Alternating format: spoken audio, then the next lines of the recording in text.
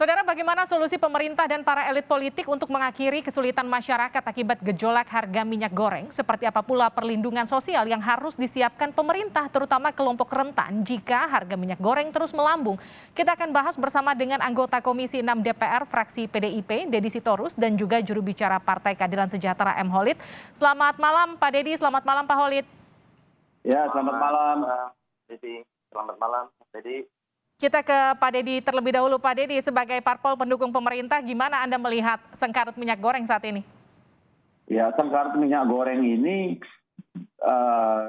secara natural akan terjadi karena pertama, minyak goreng tidak masuk dalam komoditas pokok kita. Ya. Jadi dia diserahkan kepada mekanisme pasar selama ini sehingga tata niaganya juga tidak diatur secara rigid. Ya. Beda dengan beras dan yang lain, gula misalnya. Nah, kenapa terjadi kelangkaan? Sebenarnya ada faktor eksternal dan faktor internal.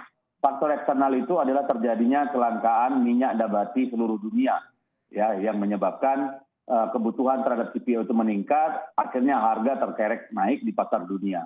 Yang kedua adalah krisis energi yang juga terjadi di banyak negara, termasuk Eropa. Ini juga mendorong naiknya harga CPO di luar negeri. Yang ketiga itu konflik Ukraina, Rusia. Kedua negara ini pemasok minyak sunflower terbesar di dunia. Karena konflik itu akhirnya harga terus merengsek naik. Nah, persoalan di kita apa? Persoalan di kita itu adanya ketidakadilan alokasi terhadap produksi CPO ini.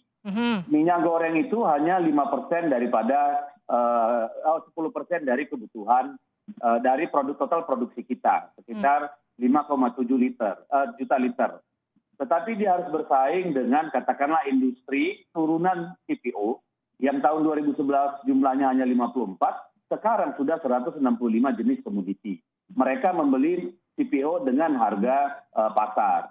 Lalu yang kedua ada program biofuel juga yang mengkonsumsi hampir 10 juta liter dari total produksi nasional CPO kita. Nah, kemudian yang keteteran sudah tentu adalah minyak gorengnya. Nah, minyak goreng ini karena tadi dilepas ke dalam mekanisme pasar, akhirnya harganya tentu bergerak mengikuti logika dari pasar itu.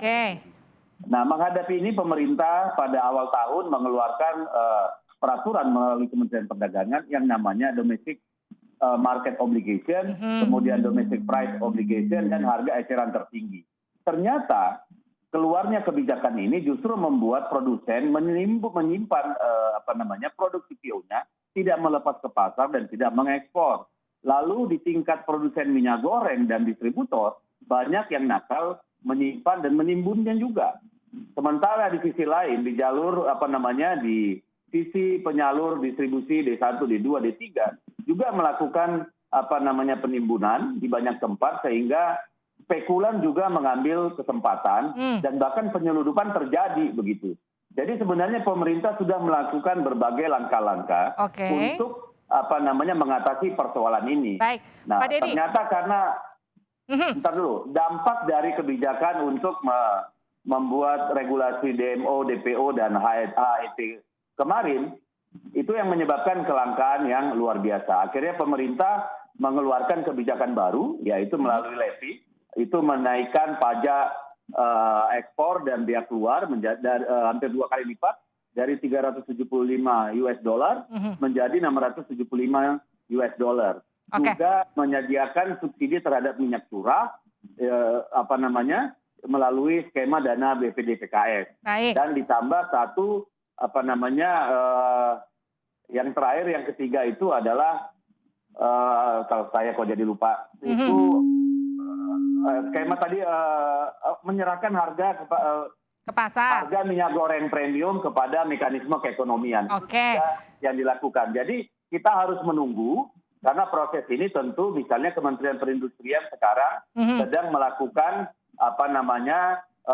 kerjasama dengan para produsen minyak goreng, dengan para distributor, ditata lagi sehingga nanti minyak curah itu bisa disalurkan kepada konsumen langsung di tingkat masyarakat. Tetapi kita melihat sekarang yang premium sudah tersedia di retail-retail maupun di pasar. Baik, sekarang giliran saya Pak Deddy yang jadi pertanyaan.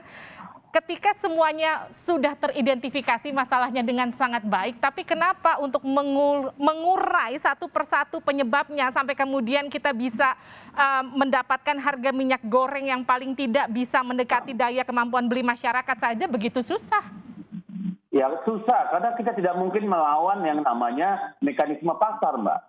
Ya, jadi kita kan tidak mungkin misalnya begini, ketika kita memproteksi komoditas kita misalnya atau menahan tidak keluar ke luar negeri ekspor katakanlah, kita juga akan menghadapi berbagai hambatan perdagangan. Kita bisa melakukan perang dagang dengan negara lain yang membutuhkan produk CPO. Kita bisa dikenakan sanksi oleh WTO. Oke. Jadi banyak persoalan. Nah makanya sekarang kan pemerintah mengeluarkan mekanisme untuk mensubsidi minyak curah. Oke. Dan sedangkan untuk minyak premium itu diserahkan pada mekanisme keekonomian loh, bukan mekanisme pasar. Baik. Nah nanti ini yang sedang kita rumuskan, mudah-mudahan dalam 1-2 bulan prosesnya sudah bisa diperbaiki dan diselesaikan gitu.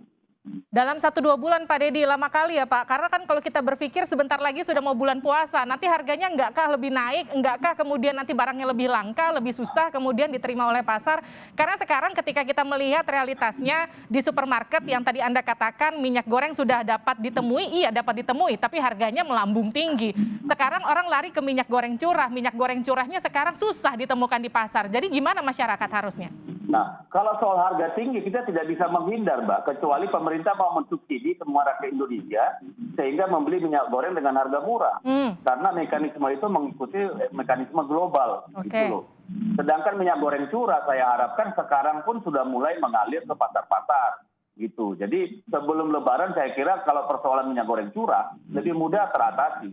Baik, soal harga di minyak goreng premium dia mengikuti harga pasar, tapi pemerintah meningkatkan pajak ekspor dan biaya keluar sehingga nanti dalam waktu pendek kalau menurut kami dia akan juga menemukan keseimbangan yang sesuai dengan harga beli. Karena untuk mengekspor dia menjadi kehilangan insentif karena dinaikkan ada kebijakan levy oleh Kementerian Keuangan. Oke, saya ke Pak Khalid dulu. Pak Khalid, Anda sudah melihat apa solusi yang disiapkan pemerintah untuk atasi minyak goreng? Sudah cukup kah?